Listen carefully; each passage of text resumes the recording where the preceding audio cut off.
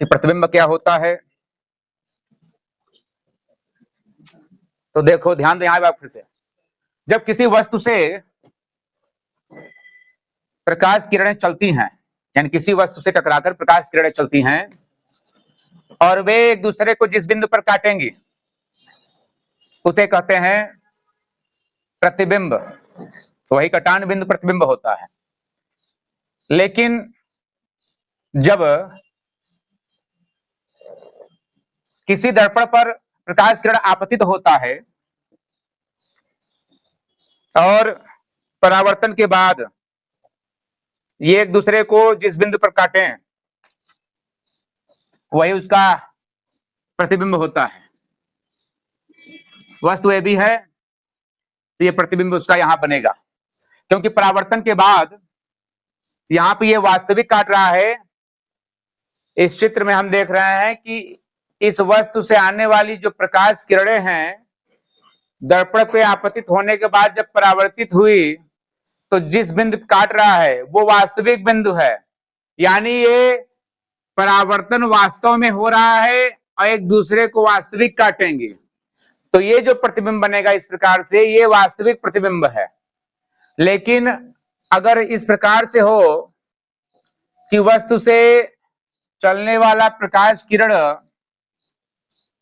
दर्पण पर आपतित हो और ये इस प्रकार से परावर्तन के बाद नीचे चला जाए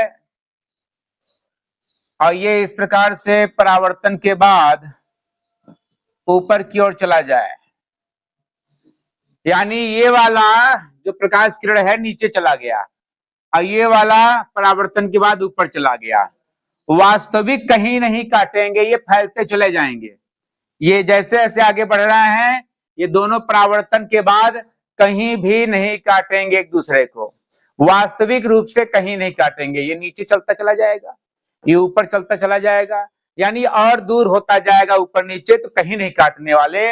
अर्थात ऐसे में इन दोनों को सीधे अगर दर्पण के पीछे हम बढ़ाएं डैश डैश करके, क्योंकि प्रकाश किरण अंदर तो जाएगी नहीं, इसलिए काल्पनिक तरीके से इसको हम पीछे अगर बढ़ाते हैं दोनों को तो ये यहाँ पे आपस में कटान बिंदु इनका दिखेगा हमें, यानी ऐसा प्रतीत होगा कि यहाँ इस बिंदु से काटते हुए जा रही हैं जबकि अंदर नहीं गई हैं। लेकिन यहाँ पे इसी के सीध में जो परावर्तित किरण है दोनों जो वास्तविक कहीं नहीं काटेंगे, लेकिन आभासी रूप से इनको पीछे अगर बढ़ाया गया तो जिस बिंदु पर काटते हैं उस बिंदु पर इनका जो प्रतिबिंब होगा वो आभासी होगा।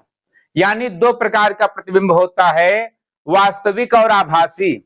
वास्तविक तब होता है जब वस्तु से चलने वाला प्रकाश किरण परावर्तन के बाद वास्तविक रूप से एक दूसरे को काटते हैं, तो इस प्रकार बना प्रतिबिंब वास्तविक प्रतिबिंब कहलाता है।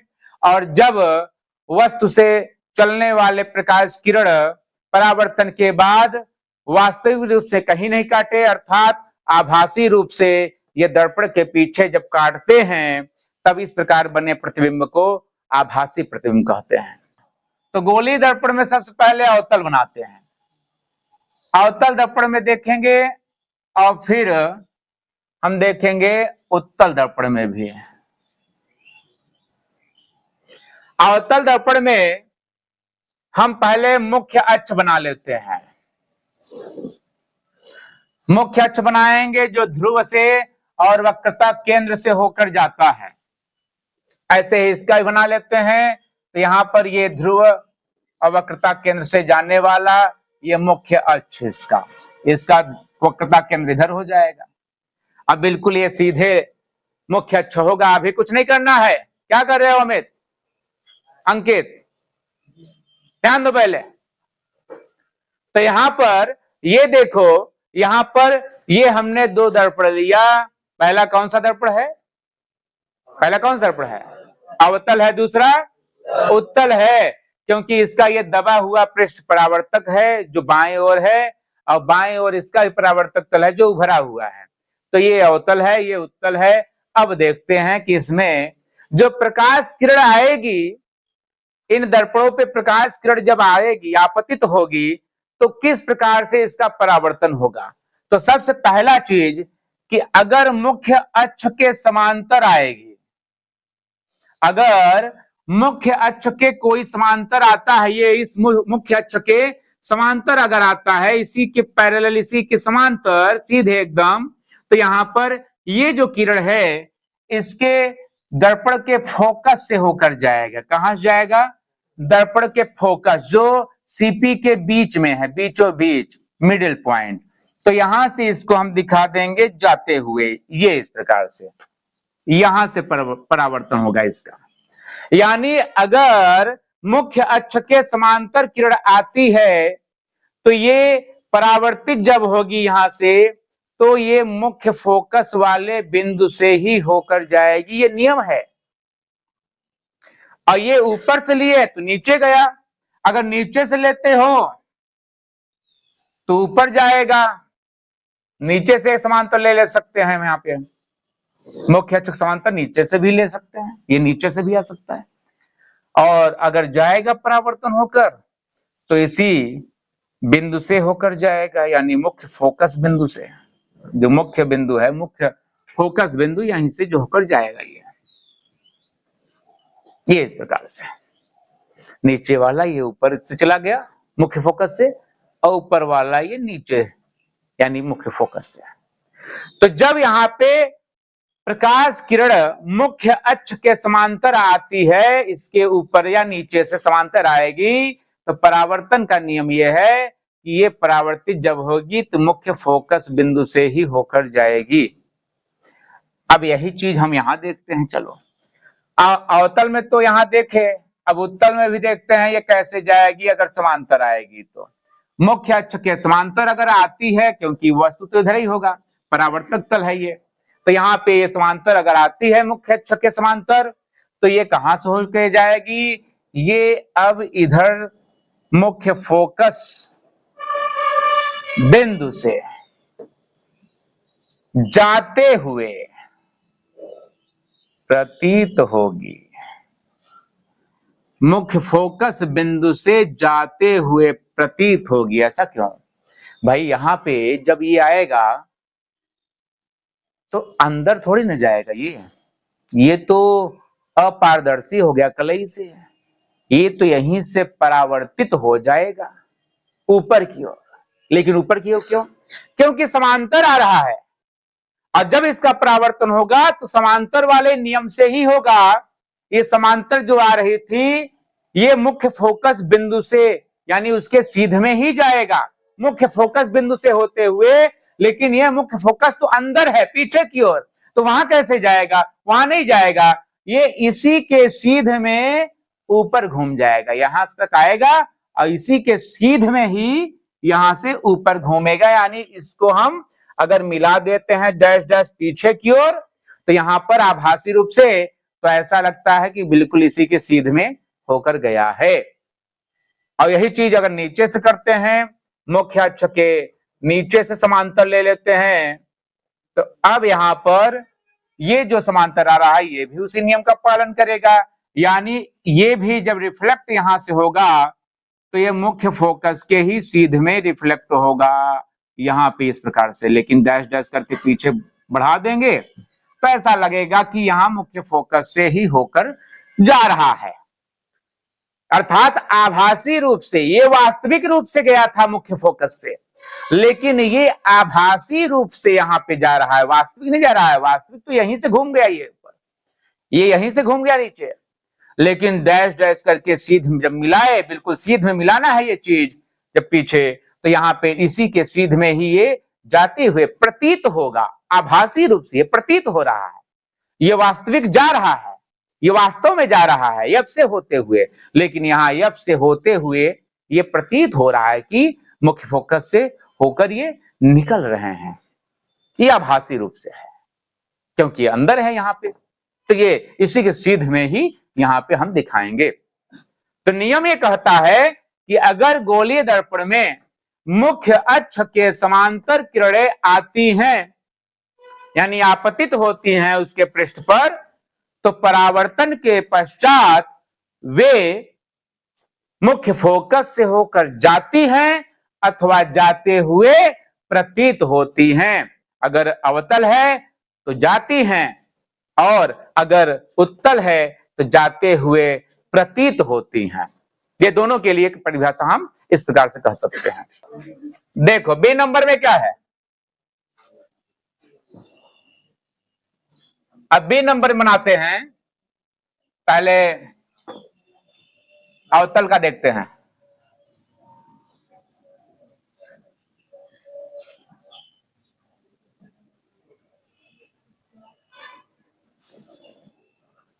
देखो एक अक्ष बना लिए, ध्रुव बना लिए, इसका हम वक्रता केंद्र बना दिए। अभी हम समांतर लिए थे ना, ध्यान दो, यहां पे समांतर रेखा लिए थे, किसके, मुख्य अक्ष के समांतर। अब समांतर नहीं लेंगे, अब हम लेंगे मुख्य फोकस से आती हुई रेखा, एक किरण मुख्य फोकस से आती हुई, ये मुख्य अक्ष के समांतर आई थी दोनों, लेकिन अब हम मुख्य फोकस से होते हुए ले आ रहे हैं किरण को, तो इसका जब परावर्तन होगा तो मुख्य अक्ष के समांतर हो जाएगा। ये देखो ऐसे, ये ऐसे जाएगा।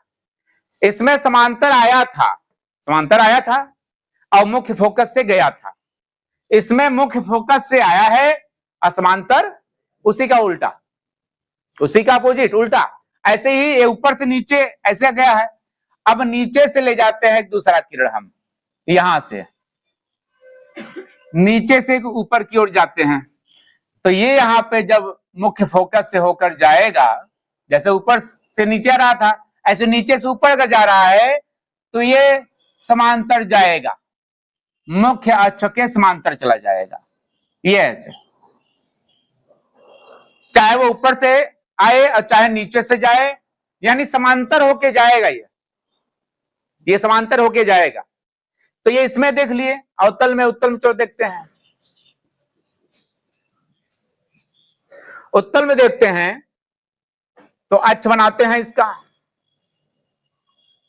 ये वक्रता केंद्र यहाँ पे ध्रुव, और यहां पर अब फोकस से वही चीज, जैसे यहां फोकस से आ रहा था ऐसे यहां भी फोकस से, लेकिन फोकस तो अंदर है, एफ तो अंदर है, तो यहां पर हम इधर से ले आएंगे, लेकिन डैश डैश कर देंगे अंदर, और जब डैश डैश करेंगे तो ये यहीं तक आएगा, अंदर नहीं जाएगा, लेकिन इसके सीधे में ही लेंगे, और यहां पर ये परावर्तन के बाद सीधे होकर जाएगा, ये समांतर होके जाएगा मुख्य अक्ष के, ये ऐसे यहीं से घूम जाएगा,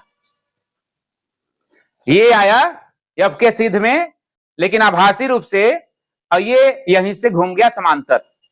ऐसे ही नीचे से अगर आता है तो एफ के सीध में,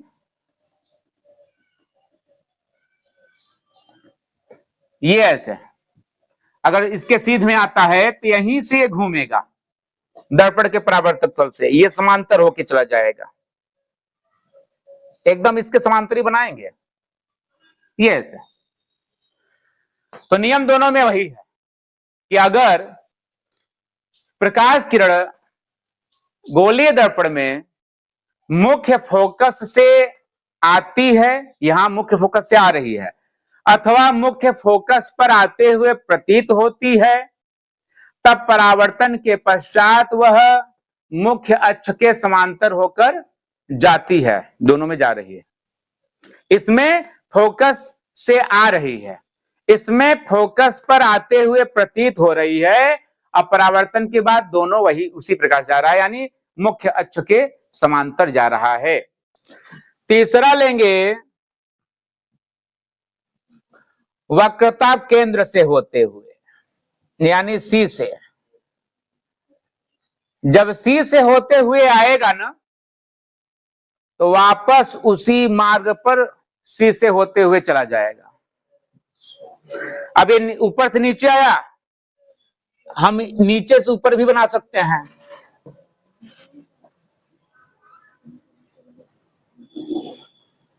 तो ये जो आएगा नीचे से ऊपर सी से होते हुए, ये भी टकरा कर यहीं से वापस इसी मार्ग पे चला जाएगा सी से होते हुए। अगर इसका देखें तो सी तो पीछे है, तो सी के ही सीध में हम किरण को लेंगे, अंदर डैश डैश कर लेंगे, तो ये आएगा सी के सीध में आते हुए प्रतीत होगा, लेकिन यहीं से टकरा कर वापस हो जाएगा, यहीं से वापस हो जाएगा उसी मार्ग पे, अंदर थोड़ी ना आएगा, इसी के सीध में आ रहा है। अब यहां पर नीचे से भी ले सकते हैं, सी के सीध में अंदर डैश डैश कर लेते हैं, तो ये आएगा यहीं से टकरा कर वापस हो जाएगा।